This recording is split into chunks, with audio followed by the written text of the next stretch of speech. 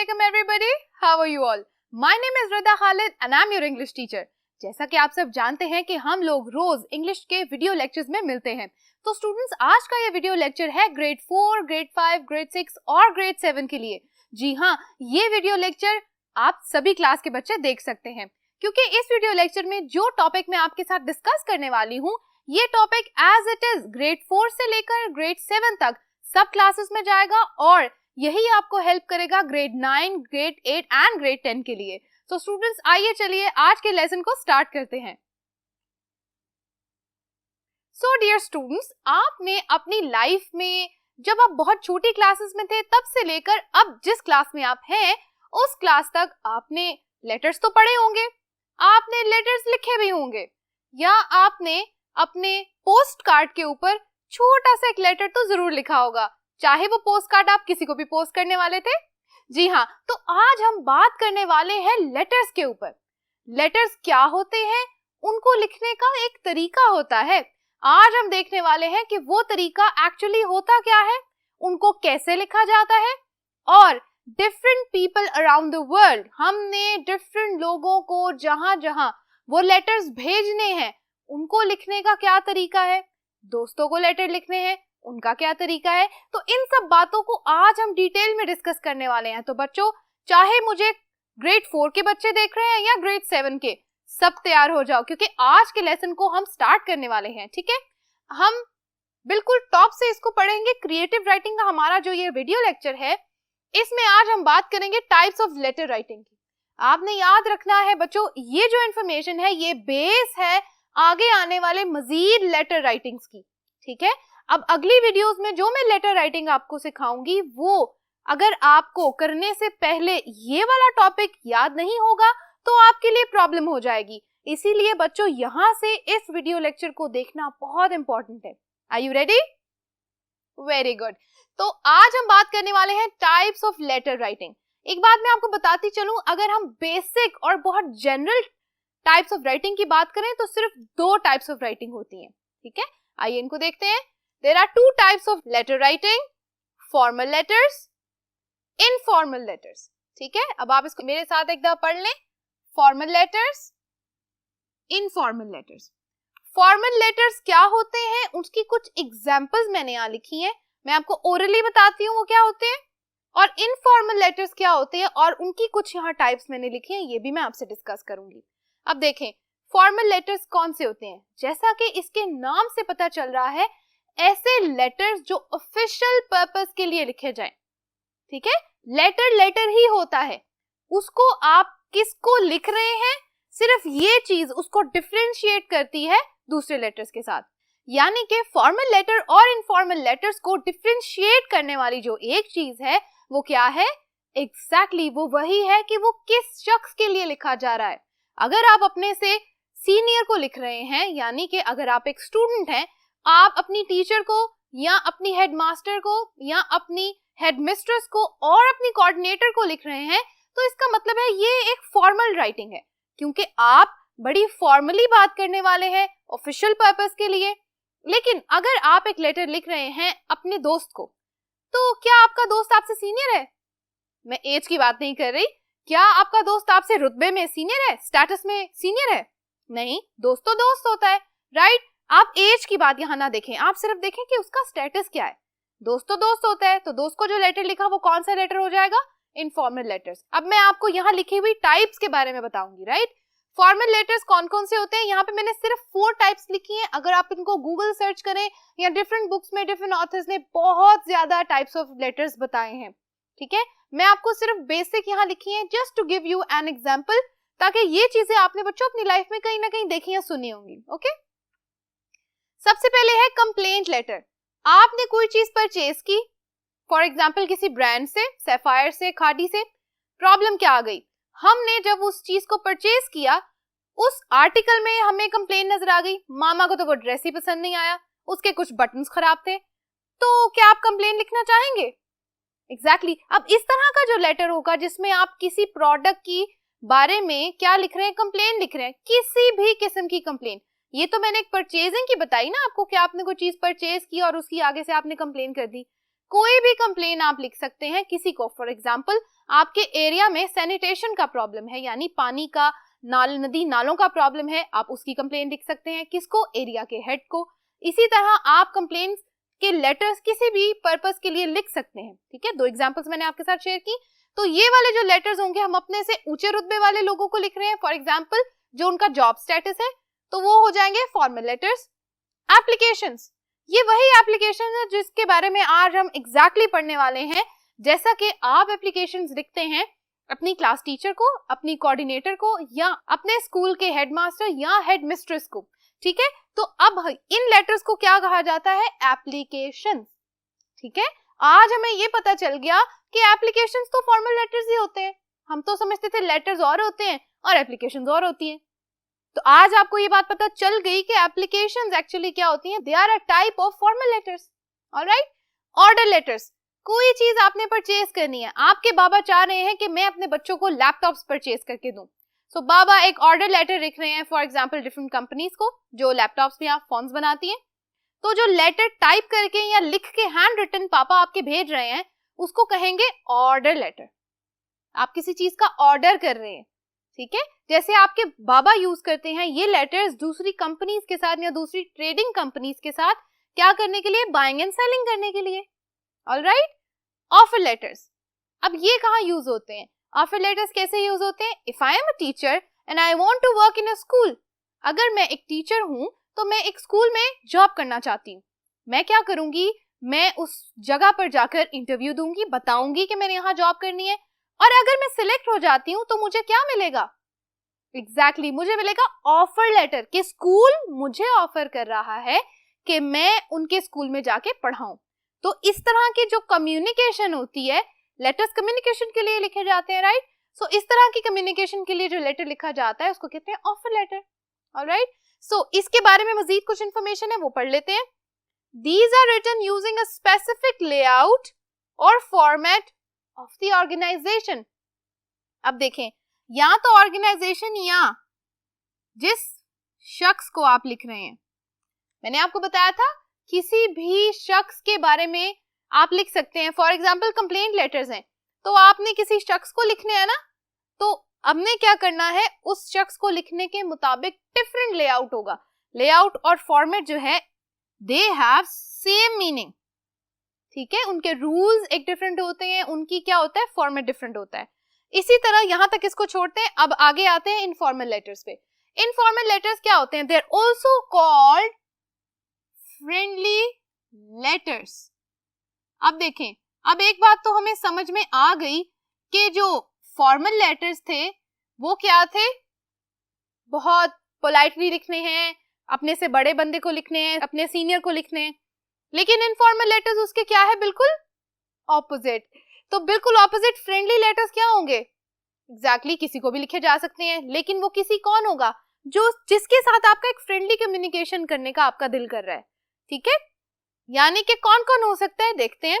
Letters to friends और relatives. अब आप अपने दोस्तों में या अपने रिलेटिव्स में किसी को लिखें, फॉर एग्जाम्पल अपने अंकल को, अपनी आंट को, ठीक है, ये आपके रिलेटिव्स हो गए। Even to your parents. ठीक है, जो लेटर्स आप अपने पेरेंट्स को लिखते हैं वो भी क्या होते हैं? इनफॉर्मल। आई होप यहां तक की बात सबको क्लियरली समझ में आ गई है, क्योंकि ये तो बेसिक इंफॉर्मेशन थी। इसके बाद जो इंपॉर्टेंट काम है वो अब ये देखें। These do not follow any layout or format, यानी इनका कोई प्रॉपर फॉर्मेट नहीं होता, लेकिन इनको लिखने का भी एक तरीका होता है, वो मैं आपको बताऊंगी, पर प्रॉपर फॉर्मेट फॉर्मल लेटर्स की तरह नहीं होता। ओके बच्चों, mostly they are written in friendly manner using slangs और निकनेम्स। अब स्लैंग्स क्या होते हैं? स्लैंग्स ऐसी वर्ड्स होते हैं, ऐसे फ्रेजेस होते हैं जो आप फ्रेंडली मैनर में अपने दोस्त के साथ यूज करते हैं, जो इनफॉर्मल होते हैं। ठीक है, हम इसको कह देते हैं इनफॉर्मल फ्रेजेस। जैसा कि क्या एग्जांपल्स हो सकते हैं? निकनेम हो सकते हैं, कोई ऐसा वर्ड, कोई ऐसी सेंटेंस हो सकता है जो आप अपने हायर ऑफिशियल को नहीं कह सकते, अपने सर को या मैडम को नहीं कह सकते, लेकिन दोस्तों में कह सकते हैं, तो उनको स्लैंग्स कहते हैं। ऑलराइट, तो स्लैंग्स और निकनेम्स भी फ्रेंडली लेटर्स में ऐड हो सकती हैं। अब यहाँ पर जो मैंने ये पार्ट लिखा है इसको देखना आपके लिए बहुत जरूरी है। इस फॉर्मल लेटर्स के अंदर हम क्या यूज करते हैं? Words respected sir or madam is used to address someone. Polite tone. Polite tone मतलब आपने किसी से कोई काम करवाना है तो आप क्या गुस्से में बताएंगे कि ये काम मुझे कर दो? नहीं, आप बहुत पोलाइटली बोलेंगे. तो एक ऐसा लेटर जिसमें आपने किसी से कोई काम करवाना है या बात मनवानी है तो आप क्या करेंगे? You are going to use a polite tone. ठीक है, बहुत रिस्पेक्ट में, बहुत अदब के साथ आपने जो वर्ड्स यूज करने हैं वो भी क्या होंगे? सोच समझ के लिखते हैं. Alright. Yours sincerely and truly, ये जो वर्ड्स हैं कहाँ लिखे जाते हैं? At the end of the letter. ठीक है, लेकिन on the other hand informal letters में क्या होता है? Dear, dearest and name. ये जो ब्लैंक मैंने यहाँ छोड़ी है इसका मतलब है यहाँ नेम लिखना है. तो डियर और डियरेस्ट कहाँ लिखा जाता है? इन इनफॉर्मल लेटर्स में. ठीक हो गया? Is written in a friendly letter, और एंड पे क्या लिखा जाता है? नेम. कोई जरूरत नहीं डेट डालने की, कोई जरूरत नहीं सिग्नेचर्स की. आपके सिग्नेचर यही होते हैं, आपका नाम. ठीक है, नेम भी ना लिखें, डायरेक्टली आपने अपना नेम वहां पर मेंशन कर देना है. ठीक है, and that's all, that's pretty much it. तो ये हो गया इनफॉर्मल लेटर्स की इंट्रोडक्शन, ये हो गया फॉर्मल लेटर की इंट्रोडक्शन. अब बच्चों यहाँ तक की बात आपको समझ आ गई होगी और आपको बेसिकली आइडिया हो गया होगा कि जिस तरह आप पिछली क्लासेस में करते आए हैं अब वो चीजें आपको क्लियर हो गई होंगी कि एक्चुअली कोई चीज कहाँ से आई है, कौन सी चीज किस चीज का पार्ट है और क्या टाइप है. तो यहाँ तक की बात तो हो गई कंप्लीट. आइए हम आज लिखते हैं एक application. So my dear students, यहाँ तक की बात तो सबको समझ आ गई और अब हम करने वाले हैं उसका प्रैक्टिकल. क्या करेंगे? How to write an application. अब मैं आपको बताऊंगी कि सिर्फ एप्लीकेशन की बात करने. पहले तो हमने इंट्रोडक्शन दिया ना फॉर्मल और इनफॉर्मल का. अब आपको बताऊंगी कि एप्लीकेशन कैसे लिखते हैं, उसके रूल और फॉर्मेट क्या है. यहाँ पे 6 रूल है. बेसिकली ये 6 रूल्स ही फॉलो किए जाते हैं. ठीक है, ये बेसिक है, इनके बारे में आपको आज मैं डिटेल में बताऊंगी.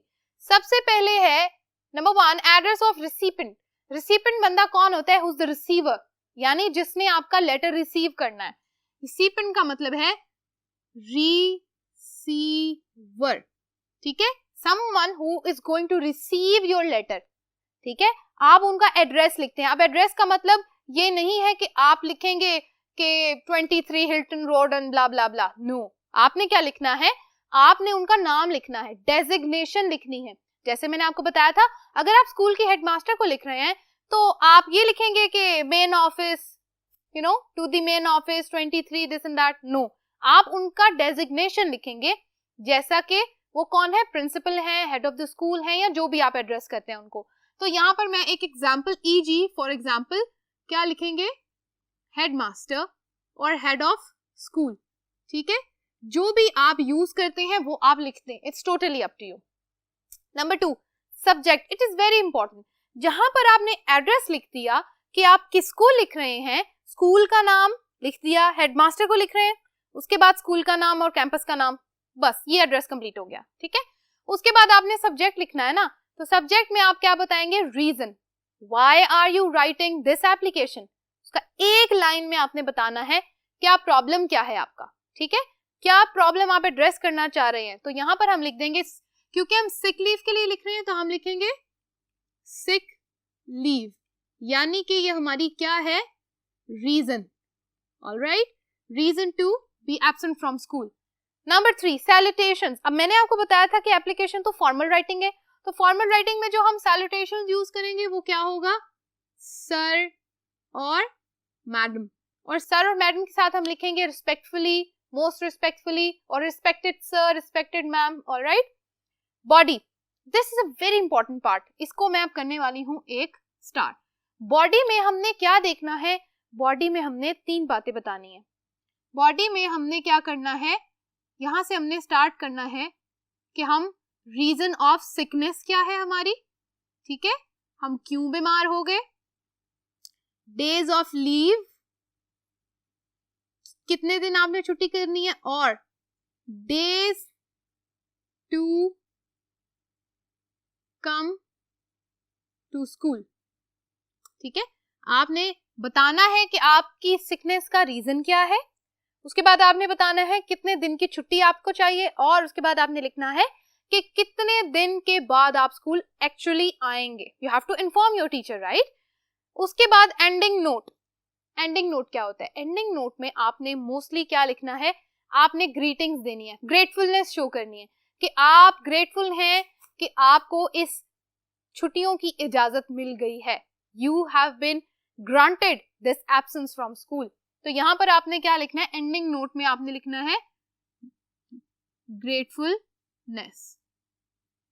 आपने किस तरह शुक्रिया अदा करना है, किस तरह लिखना है, thank you so much for this, जो भी आपने लिखना है। ऑलराइट, या आप इसको इस तरह भी लिख सकते हैं, थैंक्स, सेइंग थैंक्स, अगर मैं इसको इजी वर्ड्स में आपके लिए लिख दूं। Alright, contact details. अब यहाँ पर कॉन्टेक्ट डिटेल्स, अब स्कूल की हेडमास्टर आपको फोन करके बताएंगी, आपके पास तो फोन नहीं है।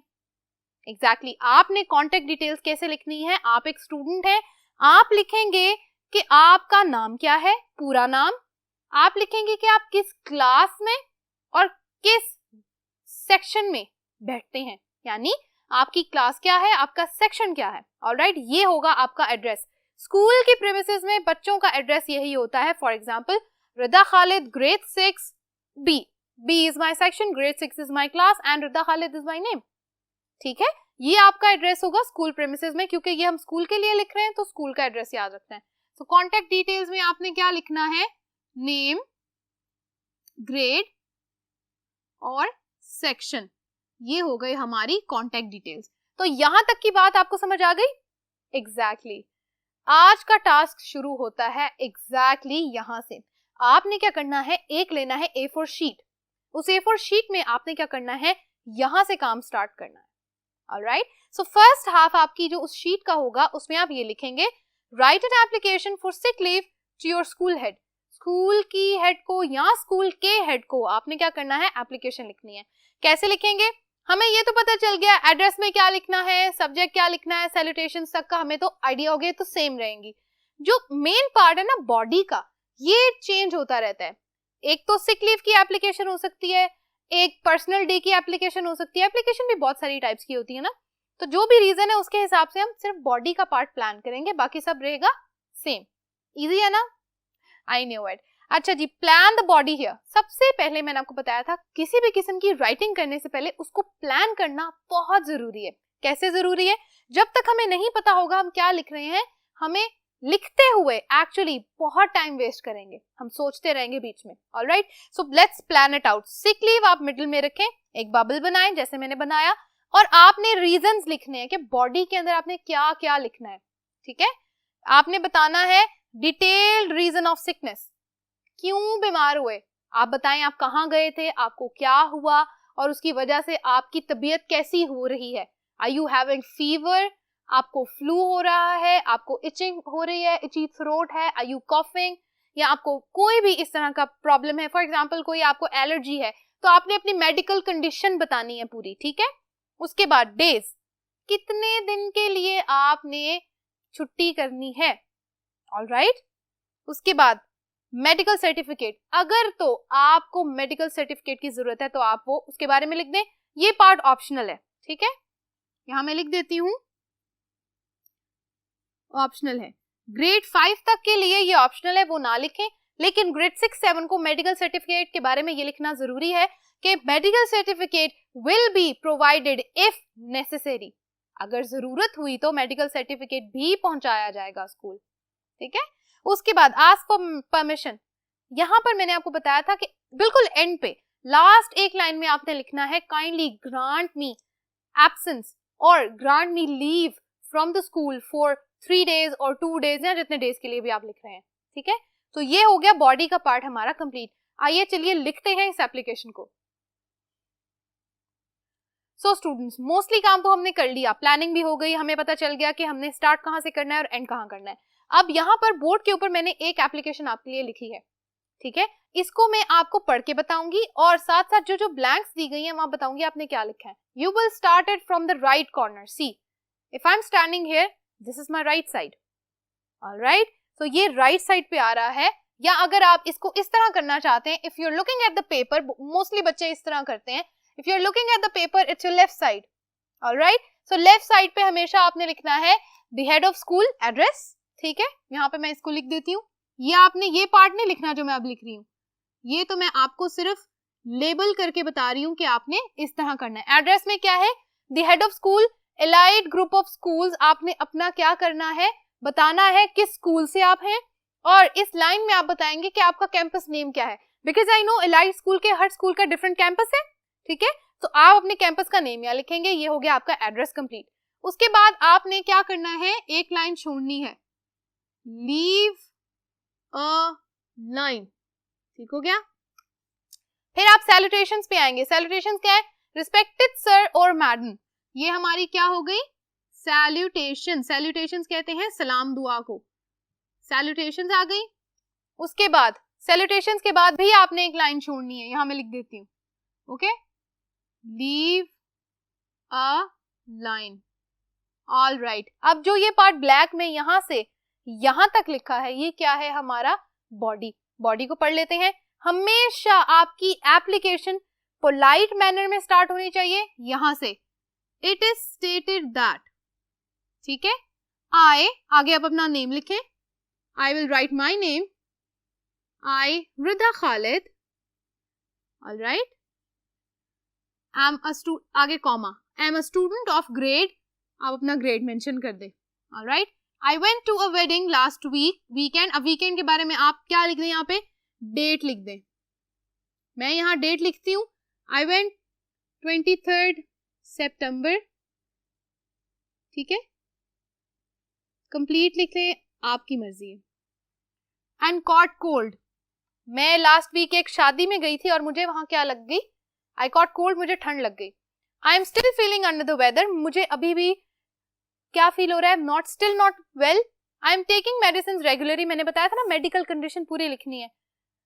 The doctor has advised me to have complete bed rest, therefore I shall not be able to attend school for next 2 days, ठीक हो क्या। अब ये जो यहाँ पर आपकी बॉडी क्या हो गई, खत्म हो गई, यहाँ इसको लिख देते हैं, ये हो गई आपकी बॉडी।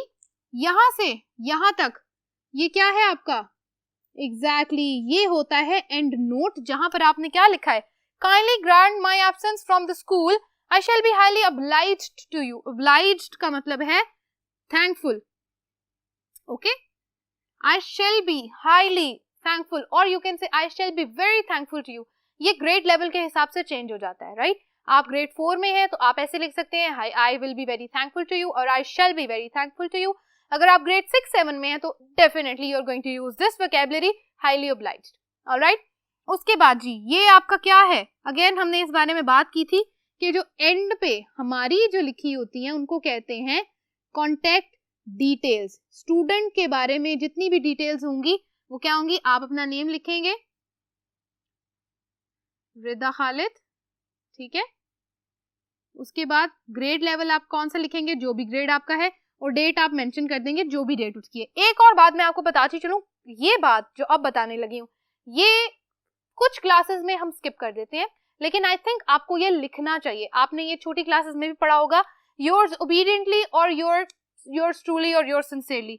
आप यहाँ पर इस पार्ट पे यहाँ पर लिख सकते हैं योर्स ओबीडियंटली, ठीक है, आगे कॉमा, और उसके बाद आप लिखेंगे अपनी कॉन्टेक्ट डिटेल्स, ऑलराइट। अब ये पार्ट कहीं पर जरूरी है कहीं पर नहीं है, आप चाहें तो लिख सकते हैं, क्योंकि जो ये पार्ट है ना एंड नोट, ये भी हमारा इसी चीज को क्या कर रहा है, रिप्रेजेंट कर रहा है। तो स्टूडेंट्स ये था आज का डिटेल्ड वीडियो लेक्चर, किस बारे में, how to write an application. मैंने आपको शुरू से बताया कि टाइप्स ऑफ राइटिंग क्या होती है, टाइप्स ऑफ लेटर राइटिंग क्या होती है, कितने किस्म के लेटर्स होते हैं और उनको कैसे कैसे लिखा जाता है। आज हमने डिटेल में ग्रेड 4, ग्रेड 5, ग्रेड 6 और ग्रेड 7 के लिए डिस्कस किया कि एप्लीकेशंस को कैसे लिखा जाता है।